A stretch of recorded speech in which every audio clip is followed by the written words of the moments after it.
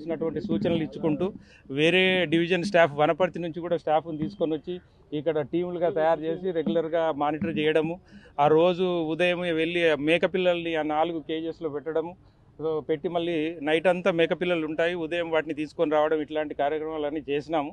So ఇన్ని రోజులు maybe మనం మొన్న కూడా నేను చెప్పాను, దానికి ఆహారం దొరుకుతుంది అక్కడ ఆ డంప్ యార్డ్ దగ్గర కుక్కలు ఉండడము, తర్వాత ఆ గుట్ట మీద కూడా వైల్డ్ బోర్డ్స్, అవి అడవి పందులు, ఇట్లాంటివి మంచి ఆహారం, దానికి ఆహారం దొరుకుతుంది కాబట్టి అక్కడనే ఉండి అక్కడనే వెళ్ళి రావడం ఇట్లాంటివి చూసినాం మనం. సో గత 2-3 రోజుల నుంచి కూడా కంటిన్యూగా కనబడుతుంది. సో మేబీ మరి రాత్రి మనకు తెల్లారగట్ల ఎర్లీ మార్నింగ్ బోన్లో అది ఈరోజు మనకు ఆ మేకపిల్లని చూసి వచ్చింది, బోన్లో చిక్కింది. సో అందరు కూడా ఇప్పుడు ప్రజలకు కూడా కొంత ఇది ఈజీ అయిపోయినది. సో వాళ్ళు కూడా ఎలాంటి ఇది లేకుండా ఇప్పుడు హాయిగా ఉండొచ్చును. సో కొంత ఇట్లాంటి చిరుతపులులు ఎప్పుడు కూడా కొంచెం తెలివిగానే ఉంటాయి, అడవి జంతువులు కాబట్టి, వాటి ప్రదేశంలో మనం ఉన్నాం కాబట్టి ఆందోళన అనేది సహజమే. కానీ కొంత అవగాహన చేసుకొని కూడా బాగానే ఉన్నారు, కోఆపరేట్ చేశారు ఇన్ని రోజులు కూడా అక్కడ ఉన్నటువంటి వీరన్నపేట ప్రజలు. సో వాళ్ళు కోఆపరేషను, మన ఎఫర్ట్స్ అన్నీ కూడా ఫలించి ఈరోజు చిరుతపులి మనకు చిక్కింది. దీన్ని ఇప్పుడు కొంత ట్రీట్మెంట్ చేయాల్సిన అవసరం ఉంటుంది కాబట్టి జూ పార్కుకు పంపించాము, హైదరాబాద్ జూ పార్కుకు. అక్కడ కొంత ట్రీట్మెంట్ చేసి మళ్ళీ దగ్గరలో ఉన్నటువంటి అడవిలోకి దాన్ని రిలీజ్ చేస్తారు. ఇక అన్నీ అంటారు, అప్పటి నుంచి 2 ఉన్నాయన్నారు, తర్వాత కబ్స్ ఉన్నాయన్నారు, రకరకాలటువంటి ఊహాగానాలే. కానీ ఇంతవరకు 2 ఎప్పుడు మనకు కనిపించలేదు, ఎక్కడ కూడా దాని ఆనవాళ్ళు లేవు, ఏ కెమెరా కూడా చిక్కలేదు.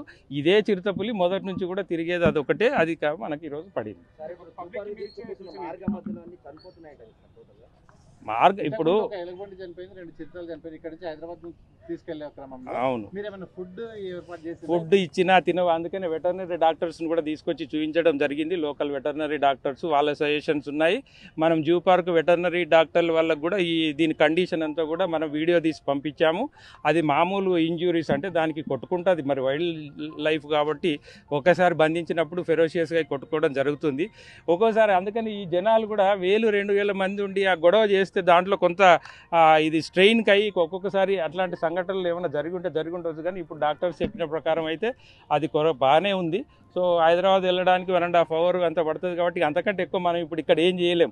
ఒకవేళ ట్రాంక్యులైజ్ చేసి దానికి ట్రీట్మెంట్ చేయాలన్నా కూడా అక్కడ నుంచి హైదరాబాద్ నుంచి రావాలి. వాళ్ళు వచ్చే టైంలో మనం వెళ్తే అక్కడ మంచి ఎక్విప్మెంట్ ఉంటుంది, ల్యాబ్ ఉన్నది కాబట్టి అక్కడ మనకు ట్రీట్మెంట్ చేసి దాన్ని మళ్ళీ రిలీజ్ చేయడానికి అవకాశం ఉంది.